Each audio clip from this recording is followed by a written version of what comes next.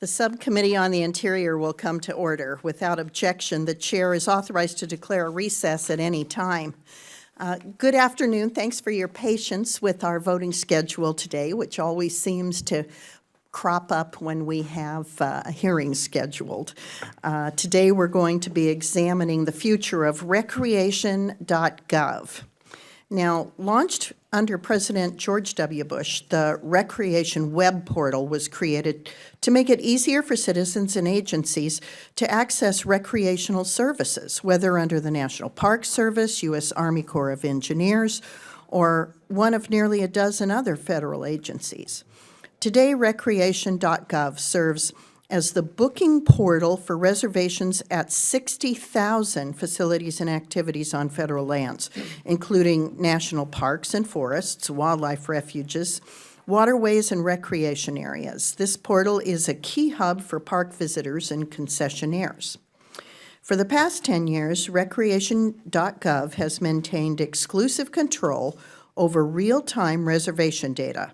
Real-time reservation data is the information that a park cabin or tour, for example, has been booked by someone.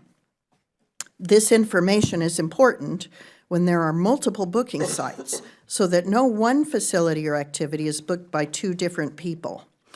Multiple reservation sites need real-time reservation data sharing, but the only place to reserve a facility or activity has been the Recreation.gov website. This exclusive model would appear to be contrary to recent business trends that promote open data sharing and competition. The competition for customers between these sites benefits the consumer. This is the final year of the 10-year website management contract for Recreation.gov. In 2014, the Forest Service released the first draft of a request for proposals for the Recreation.gov management contract. After numerous comments, congressional letters, and even some media coverage, the government extended the comment period twice and even called for an industry day to bring together stakeholders for a productive discussion. Initial concerns with the requests for proposals revolved around open data requirements and third-party commission language that could eventually make its way into the vendor contract.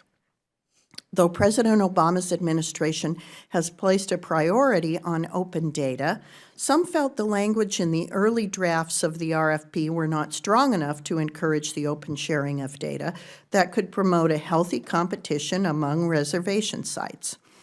The government was responsive to these concerns and did make some changes to these areas in successive drafts and the final solicitation, but some ambiguity remained. The government awarded the new Recreation.gov contract on Friday, May 13th to Booz Allen Hamilton. I have some questions, and it relates to my time in state government, and I'll tell you my story. Wyoming entered into a contract with a big-name company to create a statewide platform to conduct a wide variety of transactions from government permits to driver's license renewals to event reservations. The state chose a big-name company, but they did not have a lot of experience in the field of creating these platforms. And later the contract was canceled, there was a big dispute, we had no platform, it was a mess. And so I hope we're not traveling down this same road here.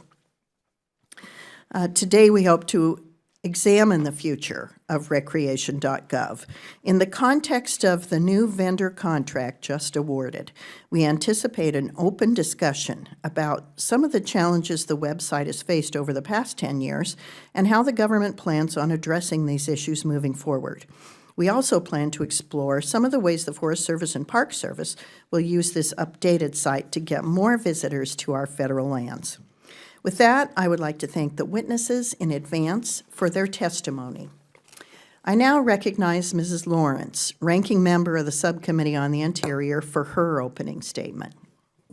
Madam Chairman, thank you for holding this meeting. Today we will discuss the future of Recreation.gov, a trip planning, reservation, and information sharing platform for the national parks and recreational opportunity. The website is managed by the Department of Agriculture Forest Service on behalf of 12 participating agencies.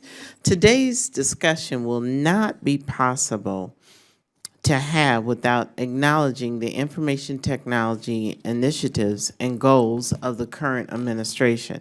In 2014, in an effort to develop a customer-focused government through smarter information technology, President Obama created the U.S. Digital Services, which in turn produced what is known as the U.S. Digital Services Playbook.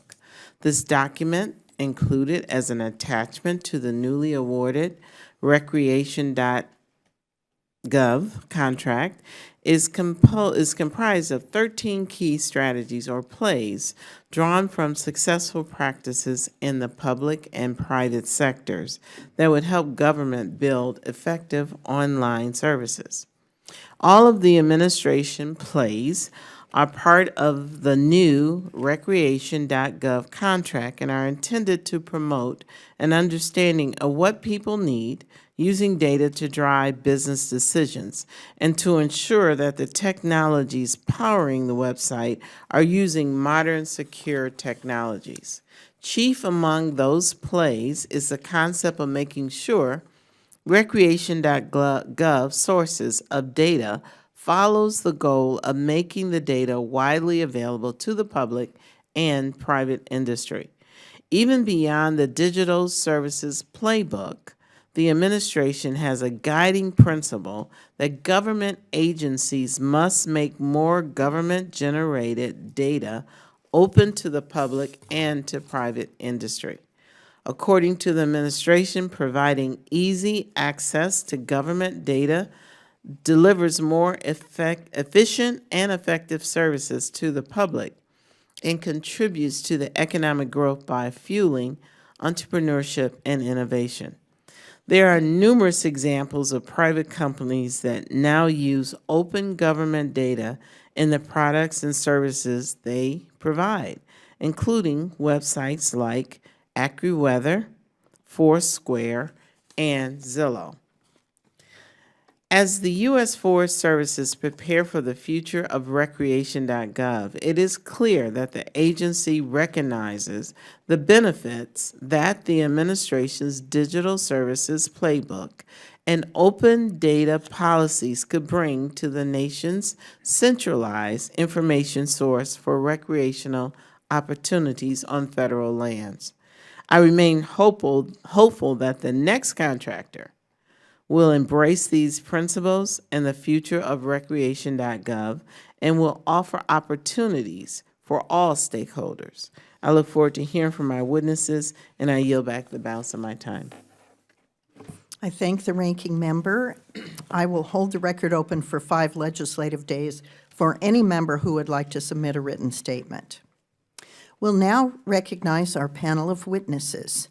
I'm pleased to welcome Mr. Joe Mead, Director of Recreation, Heritage, and Volunteer Resources of the National Forest System, and Mr. Rick DeLapp, Program Manager of Recreation One Stop at the U.S. Forest Service. We welcome you both. Pursuant to committee rules, witnesses will be sworn in before they testify.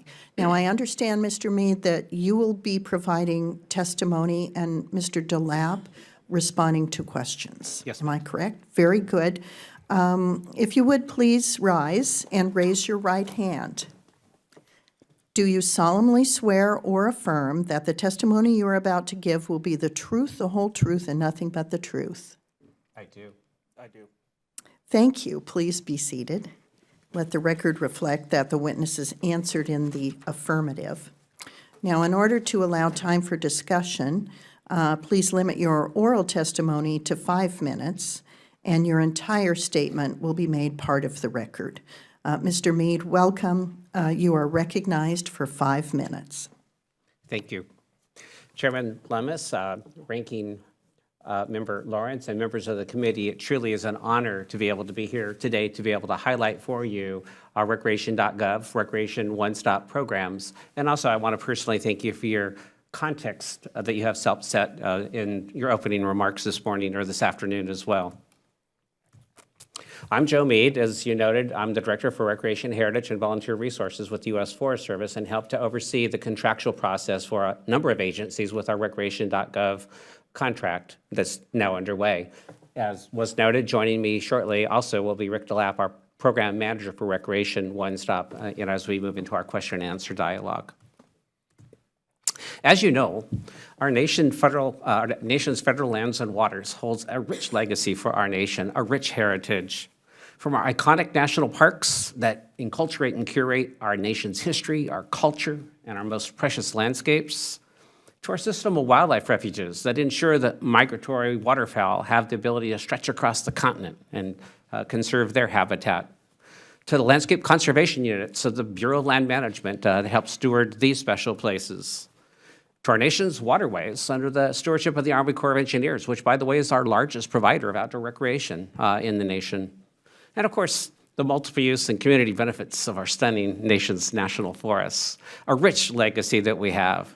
And in fact, in 2012, outdoor recreationists paid more than 1 billion visits to our nation's public lands and waters, a very important statistic, spending more than $51 billion in stimulating local economies and supporting almost 900,000 jobs, a very important contribution to the nation's GDP. Alongside our service providers, our partners, and our volunteers, this is an array of outdoor recreation opportunities that's unparalleled across the world. It is truly a precious resource, a precious asset that we have here in our nation. Think about downhill skiing or whitewater rafting, to lodging or staying in a historic fire lookout, a visit to one of our iconic national parks, one of our unique wildlife refuges. Or maybe it's just a hike on one of our nation's historic or scenic trails or a stroll down the mall. Now, these are all opportunities and benefits that we have afforded to us in this rich legacy. For the Forest Service, today, outdoor experiences are the most important contribution we bring to our nation's GDP, generating over $13 billion and generating more than 200,000 jobs.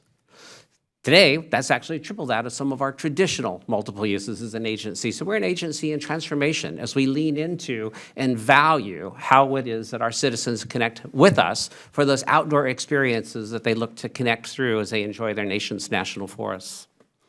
Today, our top leadership is placing a high priority around this connection to our communities. We're modernizing our recreation special uses programs so that rather than regulating use, we're enhancing and inviting visitor services through our service providers. We're focusing on enhancing our connection with communities through stewardship and volunteers, leveraging individuals' ability to share in that stewardship of their public lands. We're focused on being responsive to the changing demographics in our nation to help be relevant to this next generation. And we're focused on really advancing technological contributions and connections in this digital age that we live. So as I conclude, let me highlight the future in front of us in today's topic for the hearing today, and that's with Recreation One Stop. Imagine with me, if you will, digging your toes in the sand as the sunset is going down from your beach, so say in the Oregon coast.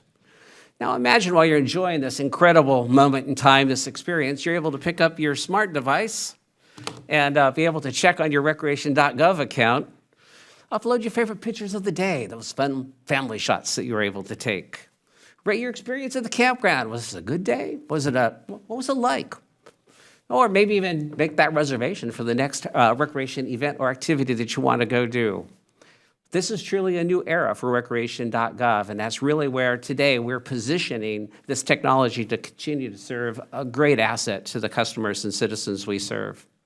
So a contemporary platform that is designed to focus on the user experience first, fostering a delightful and intuitive experience, not a bureaucratic one.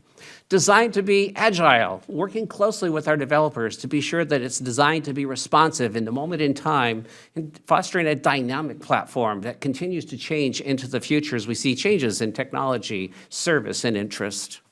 Designed as open data, again, taking advantage of modern activity today, such as our application programming interfaces, to ensure that we can connect with third-party interests and really leverage the bout of energy and interest that we have in outdoor activity. Designed with important geospatial features as well. Which ones of us would go out without our GPS loaded in our car to be able to have that digital connection in our trip planning? And again, designed with very important, robust security components within it. Over the past decade, we've enjoyed a very secure platform, and we really continue to have that level of security designed into the system into the future.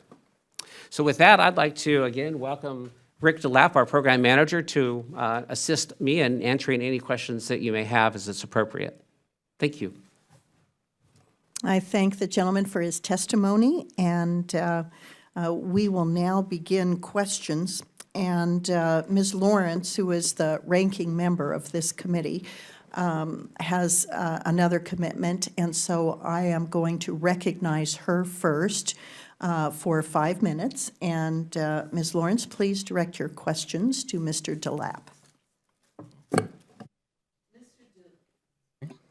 Mr. DeLapp, do you see outside expertise from places like the U.S. Digital Services? When we talk about jumping to place 7, titled, quote, bring in experienced teams, do you seek outside expertise? Thank you for the question. Absolutely, we do seek outside expertise. We worked with the U.S. Digital Service in crafting language for the RFP to help us define requirements that would deliver modern technology.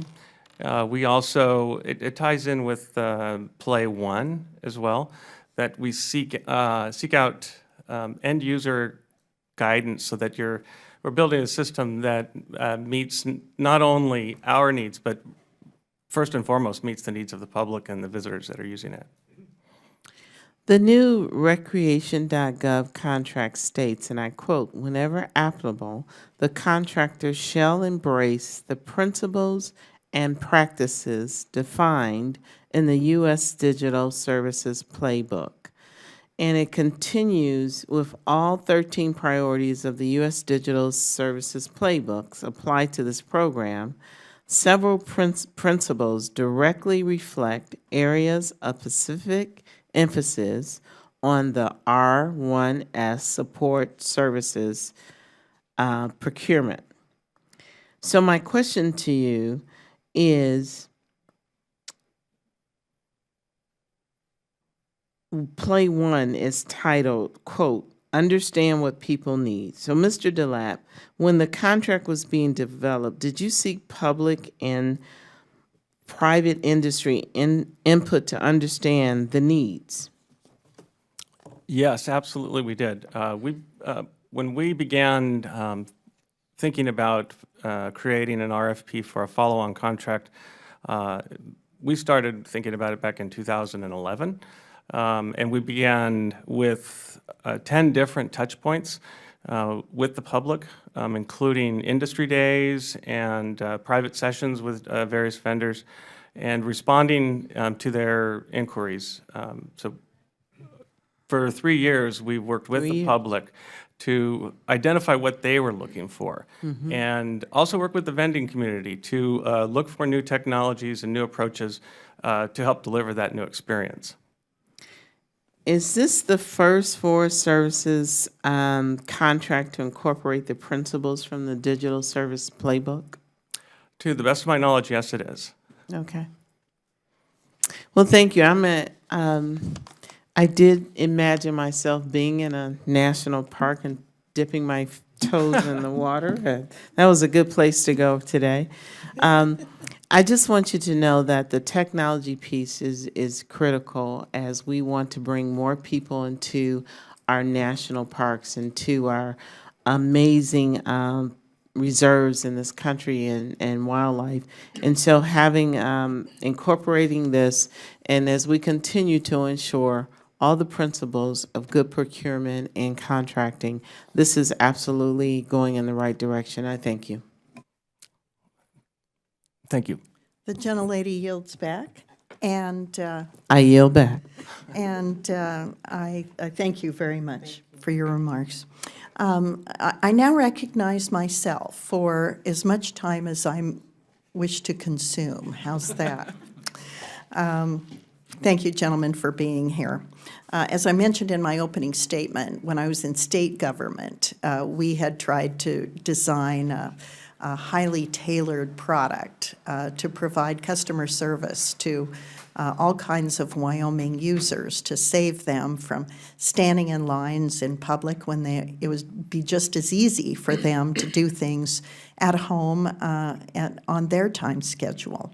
And I assume that's true as well with preparing for a trip to our great national treasures for you. What we did wrong when we did this is we chose not to look at what off-the-shelf products were available. We went with something that was specifically designed and tailored towards what we wanted. We, through an RFP process, retained a very large company with a good reputation, but not necessarily a reputation to build these unique portals. It was a disaster. And when I look at all of the travel sites out there that are extremely successful, that are allowing people to do comparison shopping, availability shopping, and have the kind of data available that makes multiple websites even provide alternatives. Gee, if this campsite is booked, there's a campsite, just 60 miles away that you could get a reservation at. So you get all this information. They're marvelous, and they're already made. So my question is this product that Booz Hamilton has been retained to produce a custom product with custom software, or is it going to borrow from already proven software out there? Would you like to? Sure.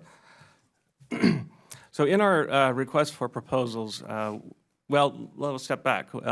As we began researching the new technology that we would need to bring Recreation.gov into the future, we recognized that there was a lot of new technology and a lot of companies that perhaps did not provide the full-scale service all unto themselves. And we wanted to broaden the competition and be exposed to more opportunities to embrace those different types of technology. We encourage teaming between different vendors so they can bring best of breed together to provide that service. This solution that we have awarded to is very much custom built from Booz Allen Hamilton. But it's a little bit different than what we've seen in the past. So what they've proposed is kind of an API, application programming interface centric platform that really allows them and us to add and change technology along the way. Because one of the key goals of this is to be able to keep up with technology throughout the life of a contract. As we know, technology changes so quickly that the solution of today may not meet the expectations of people a year or 2 years from now. So we want a very flexible system, and what they have provided us does appear to provide that to the government. Is this a 10-year contract? It's a 5-year base with 5 one-year award terms that they can earn through quality performance throughout the years. Specialized software frequently calls for specialized in-house maintenance and augmentation. Mm-hmm. Is that going to be at a very high price? Is that also part of this? If I understand the question correctly, that we would anticipate developing the program continuously throughout the life of the contract, including providing maintenance and adding new functionality, configuring existing functionality, so that we can provide the broadest range of services to the agencies. What sort of off-the-shelf products or existing technologies were part of the RFP process that you chose against because they didn't have features that you were looking for? You don't have to name companies that Yeah. didn't get the bid, but I'm just curious about, were there sort of off-the-shelf products that could be easily adapted, but they didn't have applications that you want? Okay, first, I guess I should note that, so the award was, we announced the award on May 13th, and we did receive a protest in GAO yesterday. Okay. And if I could just refer with my contracting officer's representative, make sure I don't cross that line. I understand. I've been in your shoes. Okay. I was state treasurer and bid out all kinds of investment management services, and I had the same thing happen to me, so I know where you're coming from. Okay, this one. And if I might, as Rick is conferring for some insight and advice, I'd like to also kind of offer a frame from our program leadership perspective.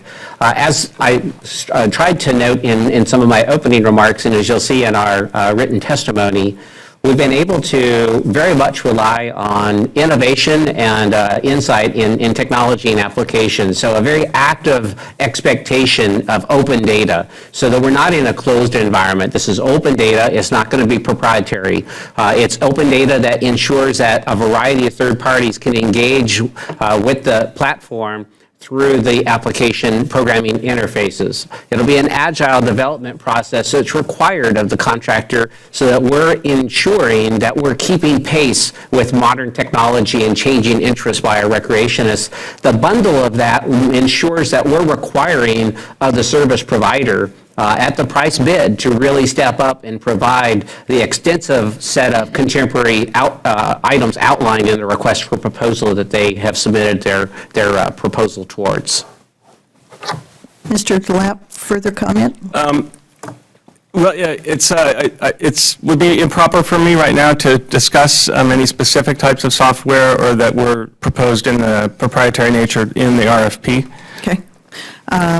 Let me then switch gears a little bit. Okay. Will there be any type of gap between when Active Networks contract ends and when the Booz Allen provided service comes online? Well, you bring up a situation which is admittedly risky in any situation to transition data from one system to another. I will tell you that the bulk of static inventory information that is currently available for public sharing, as proposed by Booz Allen Hamilton, has already been imported into their system, doing testing, and they were able to demonstrate how some of that would work in their new system. That's a part of the data. Of course, the riskier part, the more challenging part, is mapping data that's more in a dynamic state. Perhaps you made a reservation in the old system, but you won't be arriving until the new system is in place. Booz Allen Hamilton has proposed a very comprehensive data mapping plan to move that data and to first test that with sample data. So we do anticipate some kind of gap. In the past, it's been as much as a couple of weeks. We don't anticipate that at this time, but again, it's the most important step because we have people's vacations in our hands, and we want to make sure that we get it right. And when will that gap, if it occurs, when will it occur? During the height of the summer tourist season, or is it going to occur in a less busy season? So our plan, which, because we're in a protest right now, and knowing that GAO has until August 31st to adjudicate that, that puts our transition plan kind of on hold. In our contract, we have allowed up to 15 months for development, testing, and deployment of a new solution. So originally, 15 months from now would be right at the right time for us, the best time. Recognizing, that there are some things that we won't have control over, we will be evaluating the progress of the solution and the testing of it to make sure it's ready to go, and the timing. You're right, it won't be desirable to try to do this during the height of reservations season, but we will evaluate that when we get closer. Okay. Now, switching gears again, what data from the Recreation web portal is available to the public? Okay, so currently, and this evolved over time, in the late 1990s, the agencies got together to aggregate data into what was then called Recreation.gov. It wasn't the reservation service, it was standalone. And it shared data through just an XML download, which is basically take everything and parse it out yourself once you get it. And that existed on its own until Recreation One Stop program came into effect in about 2002. And that's when we pulled the National Park Service reservation system together with the Army Corps and Forest Service reservation system and the information that was stored in Recreation.gov. And together we called them Recreation.gov because the name made the most sense.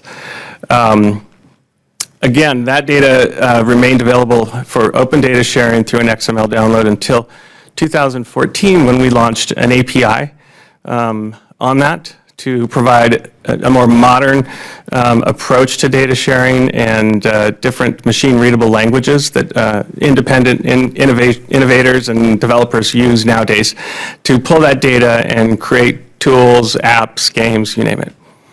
So right now, it's the static data, it's all the information data about a park, about a forest, description, photos, directions, etc. As we move forward, we look to take that to the next step so that we can provide those third parties tools that they can help their visitors, people who are already on their sites, find that information without having to transfer around. So real-time availability is important. If you're looking for a campsite, you want to say, hey, it is open right now. I might want to book that. So you have information that is tremendously valuable to visitors to our public lands.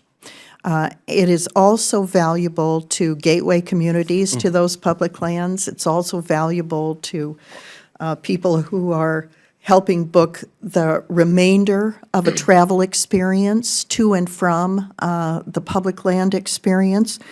And the industry has been trending towards standardization and interoperability. So it makes things like kayak and other comparison tools possible. So when someone leaves that campsite, where are they going to stay en route to their next destination off public lands, and giving them real-time opportunities to make those kinds of comparisons? Are those going to be possible without a standardized, inoperable product? Or will you have a standardized, interoperable product that can interface with third-party providers? Sure. I think there's a number of kind of tiers of data sharing you can do, I think. The static data is very simple, particularly because it doesn't change frequently enough to worry about overuse, which might be detrimental to performance. So if you have a third party that is calling your API frequently, you'll either need to increase your server capacity at an additional expense and monitor that and provide additional support. But so tier one I look at as the static data, not usually a problem. In the middle, you have real-time availability, which we have required access to, and that's not a problem. When you get to purchasing or conducting a transaction, say on Kayak or on a different website, it kind of increases the technical requirements of that API to process that. Part of that is because, in the federal government, there are a lot of business rules that apply to staying at a campground. It may be, the RV length or the length of stay that you can do. And those need to be incorporated into the API so that you can enforce those while they're making a reservation there. Furthermore, the transaction processing and the financial processing has to be built in a way that the revenue or the funds from that recreation fees are deposited not into the account at Orbitz or Kayak, but into the U.S. Treasury. That's one of our requirements. If they're due a commission or they earn an affiliate fee, then it would come back in the other direction. We don't allow third parties to hang on to government money and pay us later. We do it the other way around. Does that make sense? Mm-hmm. So that part requires an additional level of development on the API to provide that.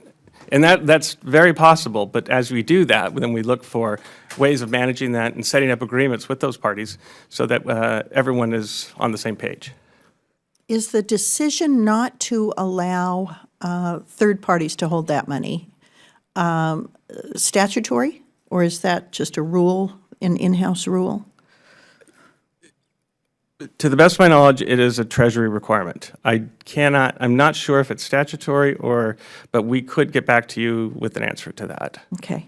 I'm curious about that, because it may be that there are impediments to easing the access of third parties who have wonderful travel products online by easing up some federal regulations that maybe were created for another purpose, that maybe don't fit recreation access very well. And we want, as recreation is accessed online, to make it as easy as possible for people to use public lands. So I'd love to have that information. Okay.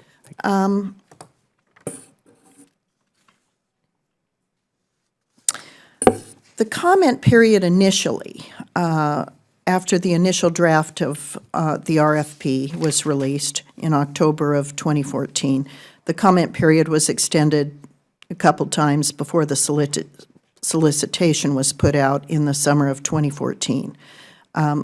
Why was the release delayed then?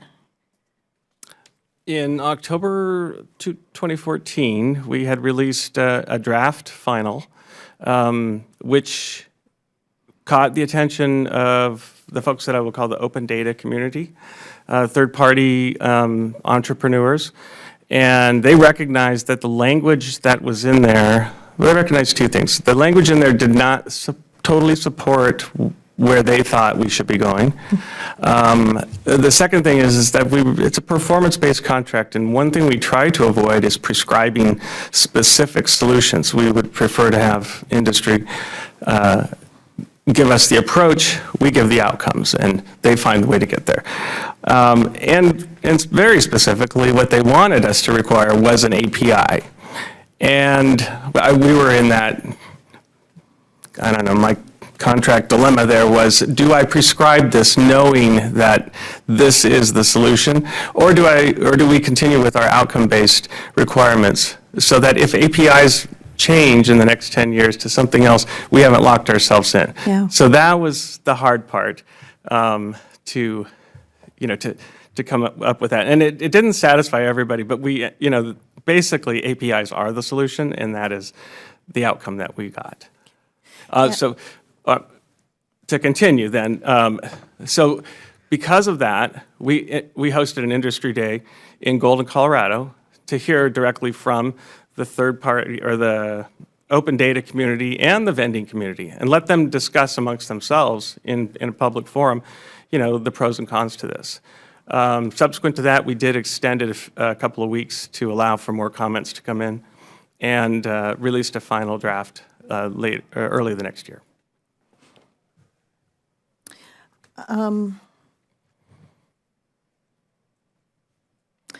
Local and state travel and tourism officials tell us they've had difficulty working with Recreation.gov. And that's a big part of Wyoming's economy. It just became our second largest economic sector, passing agriculture, which is my industry. Outfitters and guides and private businesses also benefit from visitors to our federal lands. What does Recreation.gov need to do to improve collaboration with local gateway communities and tourism agencies? And I commend to your attention the tourism agency in my state of Wyoming. It's excellent. And of course, you'll find others that are as well, and use public lands, national parks, forests, recreation areas as a draw to their states for also off-public land recreational opportunities. So your website and the success of your website and the ability of our states and gateway communities to interface with your product is really important to us, hence today's hearing. So what can I tell my state travel agency? Sure, thank you for that question.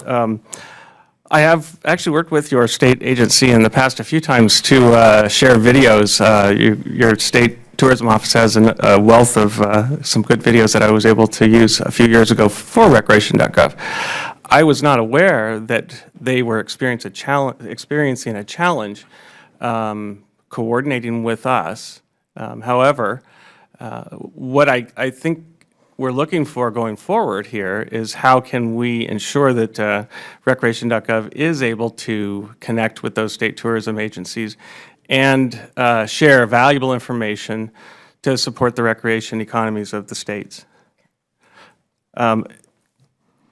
The premise of our one of the premises of our contract is to do just that, is to share data so that entities, very specifically as a state tourism agency, can ingest our information or the portions of it that are important to them by filtering out, only the Wyoming information in this case, and sharing that on your own website, pulling in that real-time availability if that is somewhere they would like to go, to show that this campground in the Medicine Bow Forest actually is reservable and has sites available. To pull that additional information that shows that if this campground is full, there may be another one down the road, and suggest an alternative. So that is exactly where we would like to go, to provide that robust travel planning experience, not just on Recreation.gov, but on any site where the people are already visiting and surfing. If a state or a local destination has a marketing organization and they're doing a promotional effort for maybe a gateway communities arts festival that is just outside of National Park Service properties, how can Recreation.gov help leverage that additional visitor activity that's being promoted locally? Sure, understand. The one challenge I think that we face is when it comes to promoting commercial entities, particularly if we are in a position to promote one commercial entity over another one.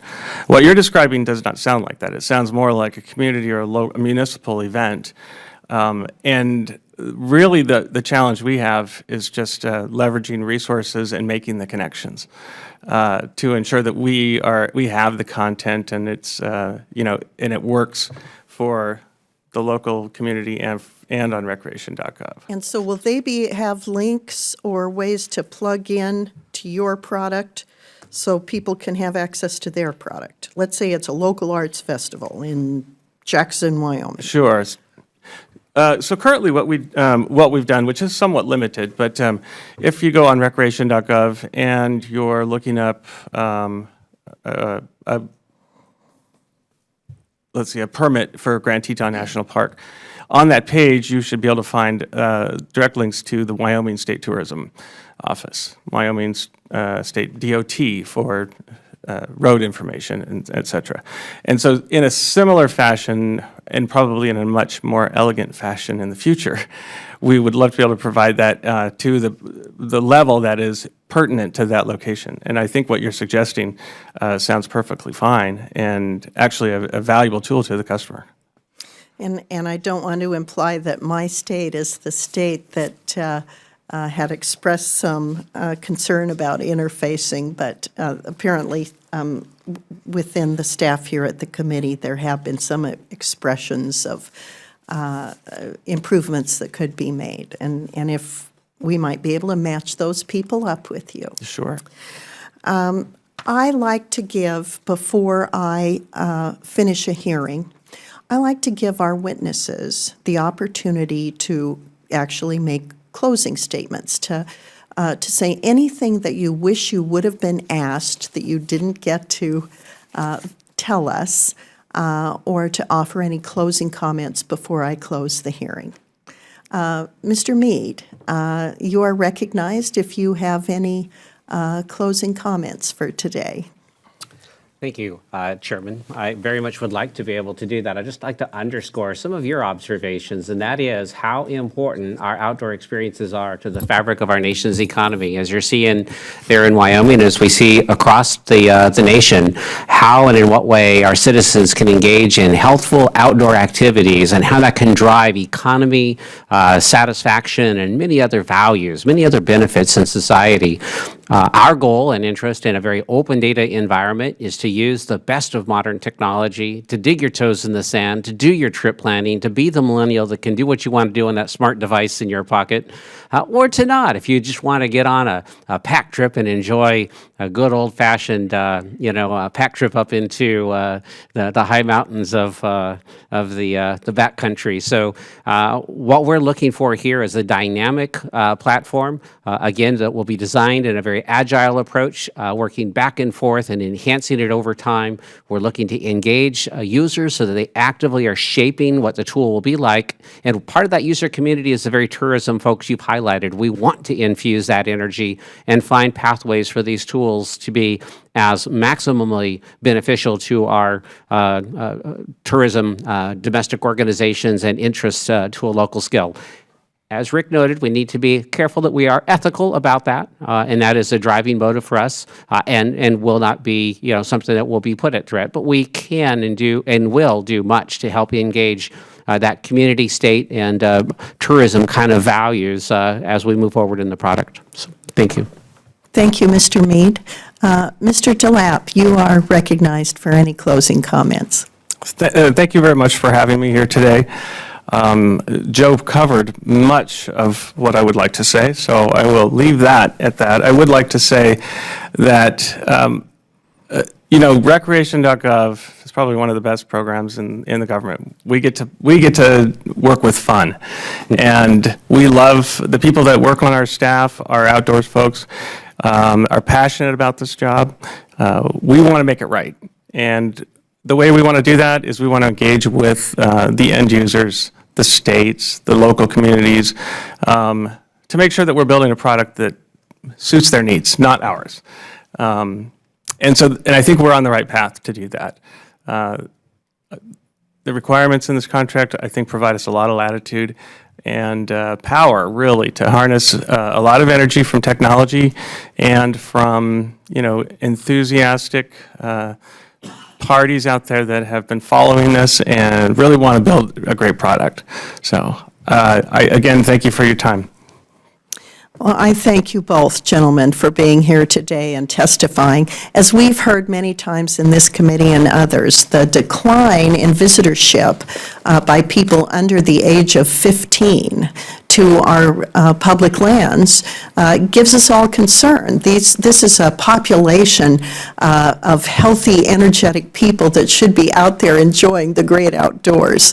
And we know that culture has changed, and that culture in this country revolves a lot around handheld devices and access to the internet. So our ability to provide a product to them that they can access on their handheld device gives them the tool and the power to plan their next outdoor recreational opportunity, which will return those young people to our public lands so they can learn, just as their parents and grandparents did, about the great outdoor experiences this wonderful country has to offer. And in doing so, will imbue in them the stewardship that we all hope comes along with feeling that these treasured places are ours to take care of and to hold in high regard.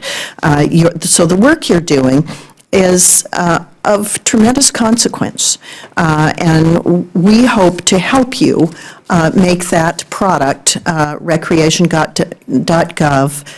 the most user-friendly and best opportunity that young people and their families, who they coach on how to use those handheld devices, have at their disposal to make that possible.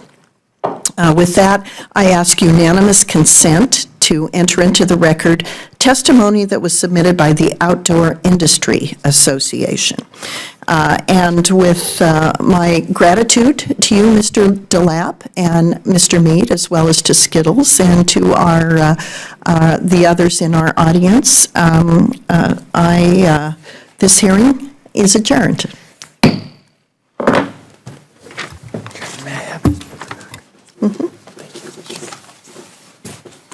Okay, so here.